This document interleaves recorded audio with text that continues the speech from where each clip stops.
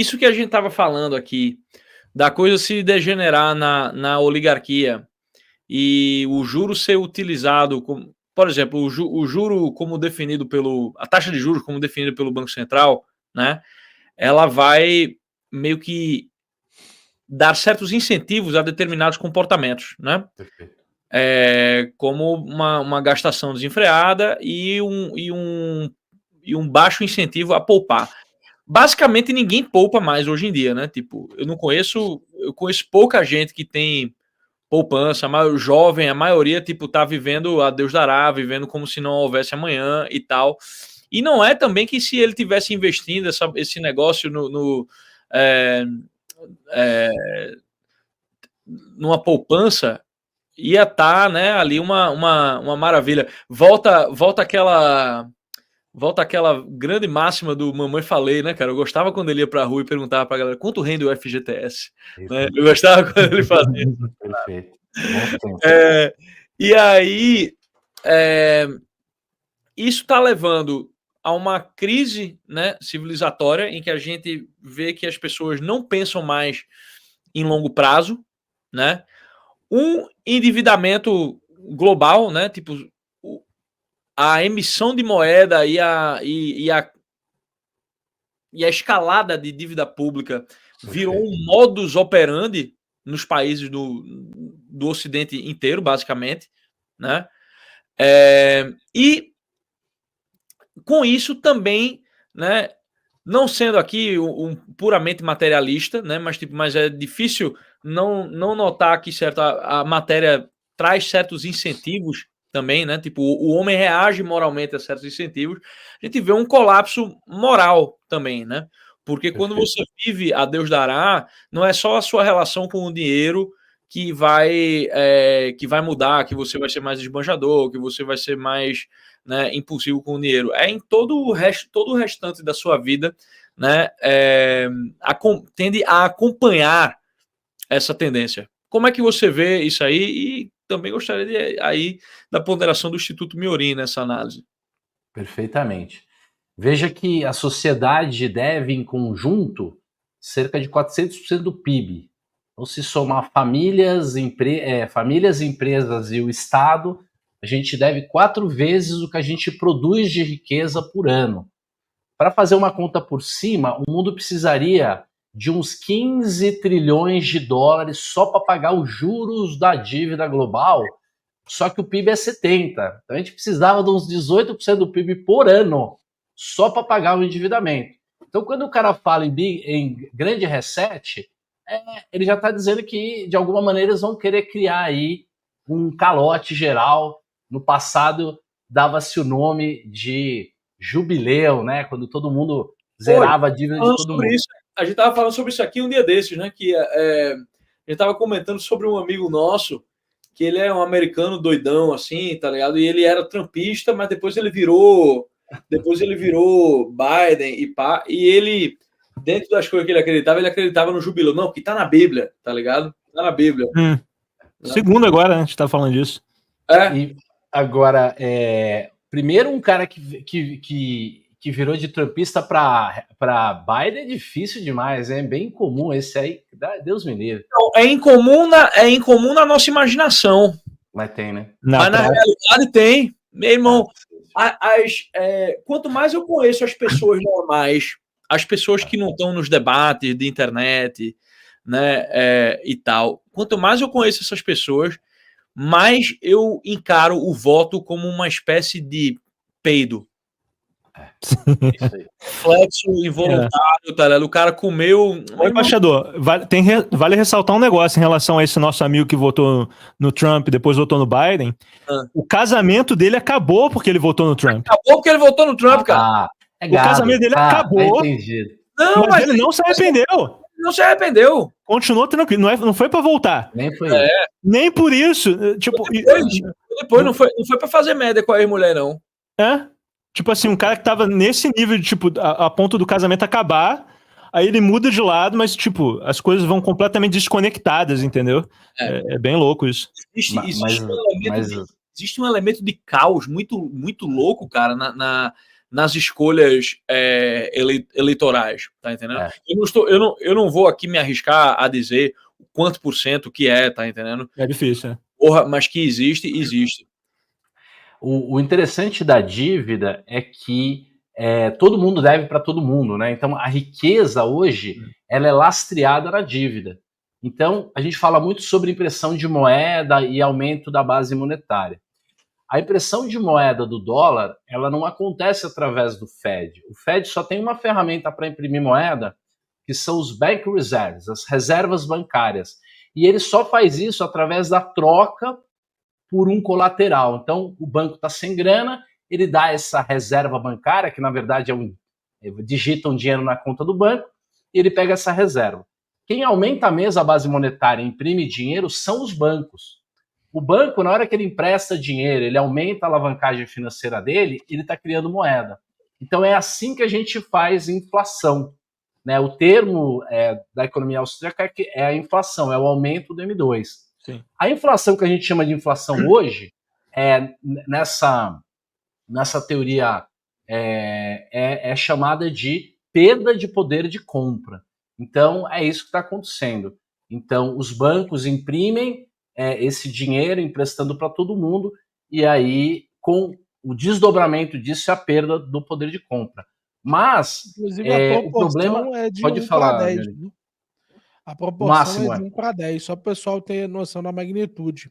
Para cada R$1 que eles têm de reserva bancária junto ao Fed, eles têm direito a emprestar R$9. Ah, sim, né? Perfeito. Isso chama índice da Basileia. Então, os caras os banqueiros se juntam lá na Suíça, na Basileia, para definir qual que é a alavancagem bancária. Antes de 2008, era uma zona. Não tinha esse limite. Os caras emprestavam 10, 15 vezes. A mesma garantia servia para 3 empréstimos. Aí o mundo quebrou.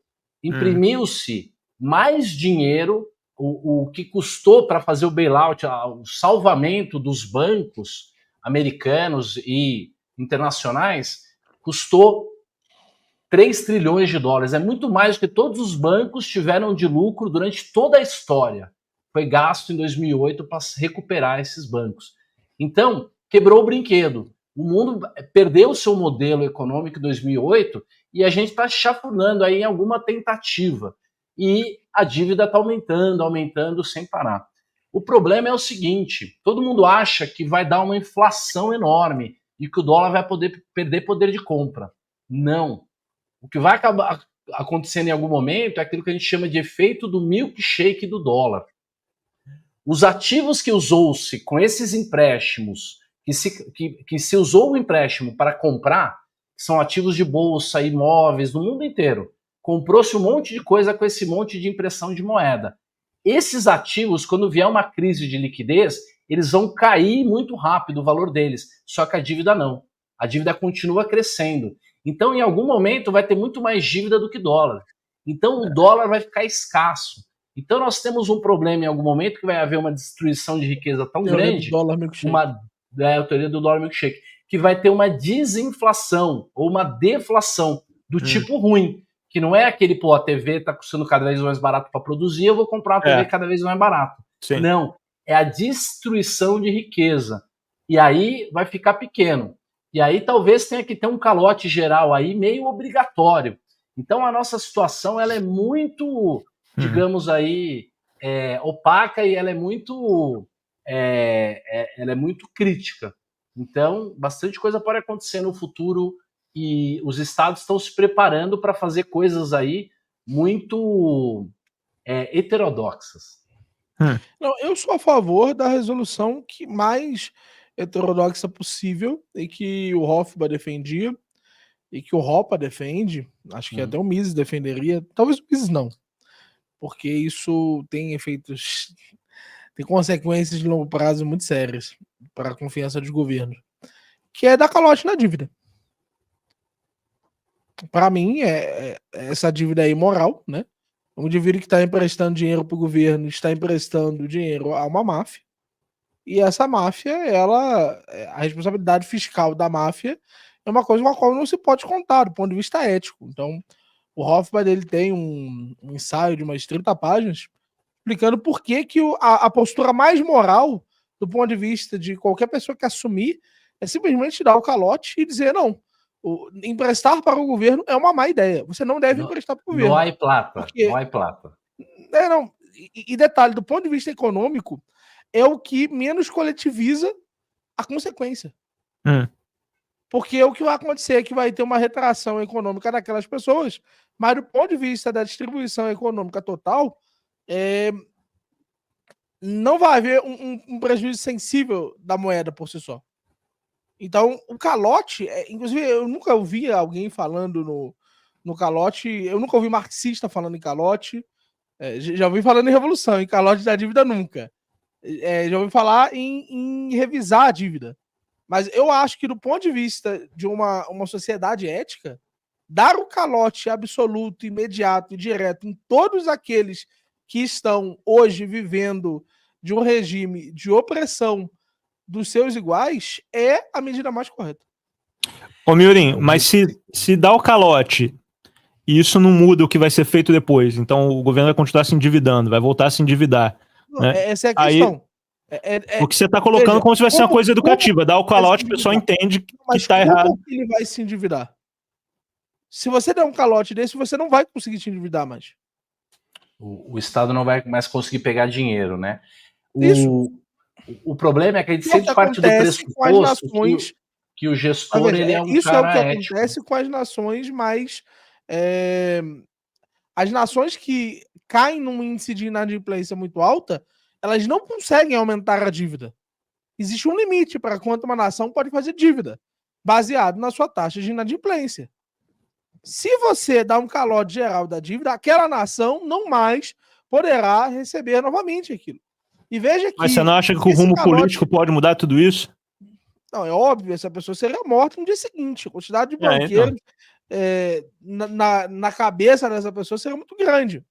Mas veja, para mim, a dívida, o Fed, ele é um representante claro da usura. O que o Fed, os bancos, as grandes empresas aí, Rothschild, Rockefeller, BlackRock, Goldman Sachs e tantas outras fazem, é utilizar uma posição de prestígio junto ao governo e aos bancos para criarem monopólios nos seus setores baseado na alavancagem monetária que eles têm junto aos grandes bancos. O calote destruiria esse sistema. Do ponto de vista do livre mercado, isso liberaria pressão econômica de quase todos os setores. Teríamos uma sociedade fundamentalmente diferente no dia 1. Um simples... E veja, isso foi uma coisa que o Ropa perguntou pro Milei. Milei, por que você não dá o calote? Você não é libertário? Você não se propõe um libertário? Por que você não dá o calote? Você considera essa dívida um ataque ao povo argentino, um crime, um ato ali de ladroagem mais mesquinho possível, e você dá o calote nessa dívida. E os efeitos práticos disso, do ponto de vista da libertação do povo argentino. E é lógico que o que ele faz é se conformar ao padrão político prático do FMI, do Banco Mundial, e não dar o calote. Então ele age sobre as leis de liberdade fiscal que pressupõe o FMI. E isso, para mim, é o verdadeiro poder que controla as crises. Nós vivemos uma vida de crise, uma vida de merda, porque essas pessoas têm a certeza de que o sistema bancário mundial vive para eles. E a própria tentativa de gerir a taxa de juros causa essas crises. Deixa o Rasta falar, depois eu conto um pouquinho mais sobre como é que esses caras manipulam essa taxa de juros. A pergunta é, qual foi a resposta do Milei mesmo, Miorim? Não. Vou me manter pagando a dívida. Não, tá, mas você não deu nenhuma justificativa? Não, é porque ele disse que a Argentina seria uma par internacional. Ou seja, é um libertário de porra nenhuma. Mas existe libertário que não é de porra nenhuma na hora do vamos ver? Essa que é a dúvida, né, cara? É foda. Eu mesmo fico me questionando aqui bastante. Era calote no dia seguinte. Miorim presidente era calote. Primeira coisa que... Se eu fosse o presidente, a primeira coisa que eu faria seria um calote na dívida. Todos vocês que hoje vivem da dívida, eu peço perdão para vocês, mas vocês tomariam o maior calote que já se viu na história. E os 4 anos que eu vivesse ali, se eu não fizesse mais nada, mas eu fizesse só isso, o regime bancário fiscal do país ia ser completamente outro. Miorim Lula dos anos 90, curti. Tem uma pergunta que o pessoal faz que é interessante.